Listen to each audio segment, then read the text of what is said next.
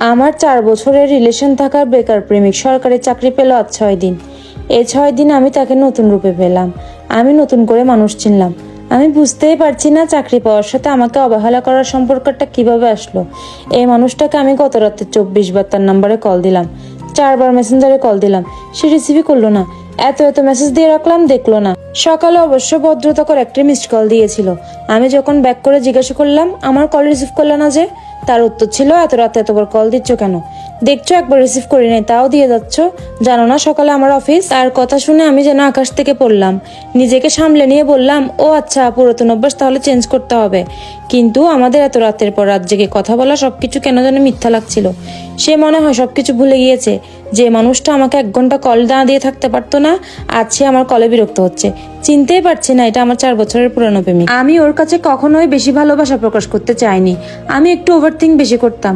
আমি ভাবতাম যদি বেশি ভালোবাসা প্রকাশ করে ফেলি সে হয়তো চেঞ্জ হয়ে যাবে, আমাকে যদি ভালোবাসাটা কমিয়ে দেয়।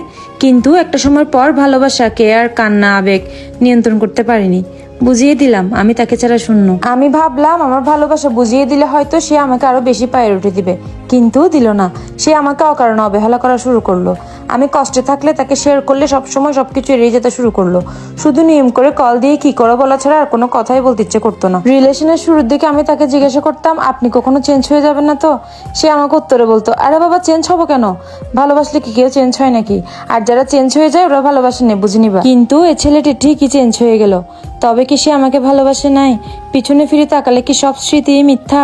আমি এত করে বোঝানোর চেষ্টা করলাম, আমি ইগনোর নিতে পারছি না, আমি ভালো নাই, আমার সাথে কেন ঠিক মতো কথা বলো না? সে কিছুই শুনলো না, কথা ঘুরিয়ে নিল প্রত্যেকটা সময়। আমি চাইতাম সে যেন বলুক, শোনো, এত ভাবিও না, আমি তো তোমারই আছি, এত ভয় পেও না, সব ঠিক করে দিব। এটুকু বললে কি কোনো মেয়ের কষ্ট থাকে? কিন্তু সে আমাকে বুঝলো না। মানুষ চেনা কি তাহলে খুবই কঠিন? আমি কি তাহলে 4টা বছর ধরে তাকে চিনতে পারিনি? সে পরিবর্তন হয়ে যাবে কি সে জানতো? আর নাকি আমি জানতাম? আমি ভেবেছিলাম সে আমাকে মাথা করে রাখবে, কিন্তু সে আমাকে তার পায়ের কাছেই রেখে দিল। আমার আত্মমর্যাদা, ব্যক্তিত্ব, আমার কঠোর বিসর্জন দিয়ে তাকে ভালোবাসে পেলাম একমাত্র অবহেলা আর খারাপ ব্যবহার। আমি হয়তো চেঞ্জ হয়ে যাব, বয়স তো শুধু 22 আর 23, আজীবন তো পড়ে থাকবো না। তার মতো আমিও ম্যাচিউরড হয়ে যাব, নিজের ভালো নিজে বুঝতে শিখবো। হয়তো জীবন থেকে কিছু সময়ের জন্য শান্তি উল্লাস থমকে যাবে, কিন্তু আমি পারবো। আমাদের এই সুন্দর হাসি খুশি মাখা বয়সটা যেসব বেকার প্রেমিকরা চাকরি পেয়ে পিছিয়ে দিয়ে যায়, তাদের কাছ থেকে 1 সমুদ্র অভিমান নিয়ে সরে আসা ছাড়া কিছুই করার থাকে না আমাদের।